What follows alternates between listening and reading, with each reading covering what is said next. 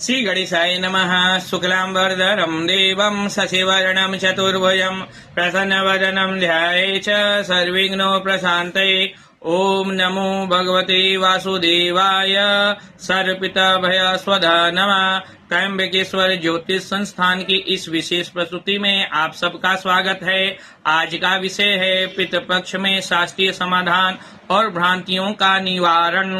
त्र्यंबकेश्वर ज्योतिष संस्थान के इस विशेष कार्यक्रम में आप सभी का स्वागत है। आज का हमारा विषय है पितृपक्ष में शास्त्रीय नियम और भ्रांतियों का समाधान। अक्सर लोगों के मन में प्रश्न उठते हैं कि पितृपक्ष में देव पूजा हो सकती है या नहीं, और एक प्रश्न ये भी उठता है कि यदि विवाह में नांदी श्राद्ध हो चुका है तो फिर श्राद्ध करना चाहिए या नहीं, और गया श्राद्ध करने के बाद भी पितृपक्ष करना आवश्यक है या नहीं। प्रायः ये प्रश्न पूछे जाते हैं। आज हम इन सभी प्रश्नों का उत्तर शास्त्रों के आधार पर देंगे, तो हमारे साथ जुड़े रहिए और इन प्रश्नों का उत्तर जानिए। तो शुरुआत करते हैं प्रथम प्रश्न से। तो हमारा पहला प्रश्न है पितृपक्ष में देव पूजा।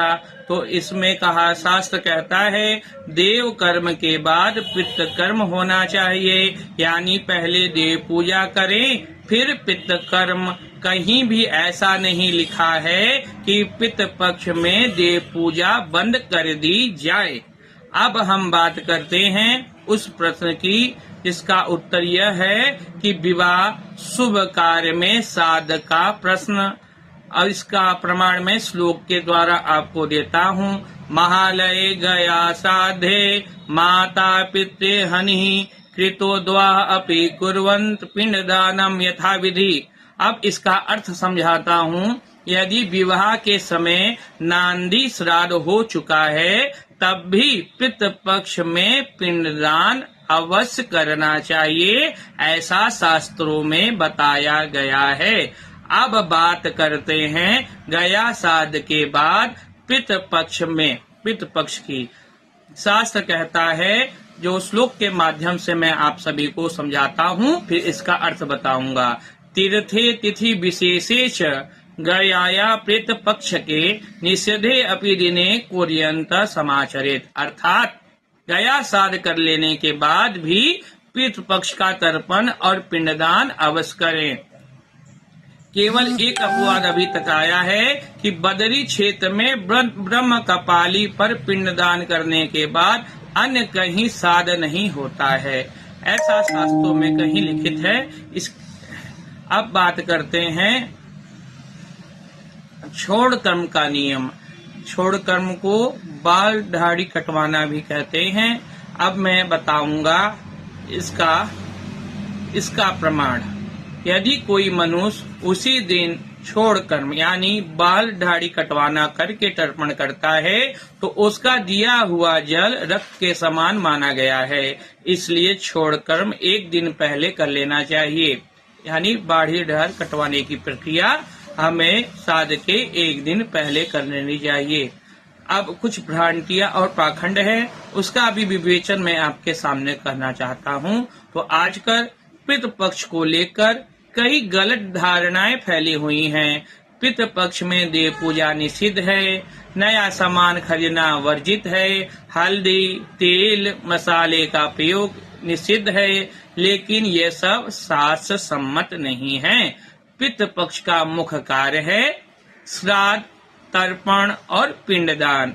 बाकी दैनिक पूजा और आवश्यक कार्य चलते रह सकते हैं। अब हम बात करते हैं उन विषयों की। अब धीरे धीरे हमारा एपिसोड समाप्त हो रहा है और समाप्ति की ओर अक्सर हो रहा है।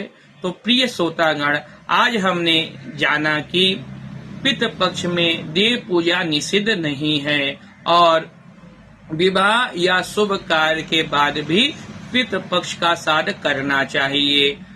गया श्राद्ध के बाद भी पितृपक्ष करना आवश्यक है।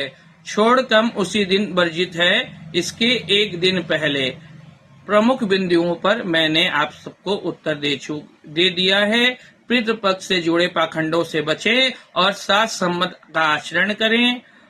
पितृकर्म केवल कर्म कांड नहीं है, ये हमारे पूर्वजों के प्रति कृतज्ञता प्रकट करने का अवसर है। पितरों की कृपा से परिवार में शांति, सुख और समृद्धि बनी रहती है। आप सब पितृपक्ष को सही नियमों के साथ बनाइए और अपने पितरों के आशीर्वाद से जीवन में मंगल ही मंगल प्राप्त करें। ओम पितृभ्यो स्वधा नमः। नमो पार्वती पतये। हर हर Mahadev. Subscribe now to Trimbakeshwar Jyotish Sansthan. Get the latest astrology insights and spiritual wisdom. Stay connected.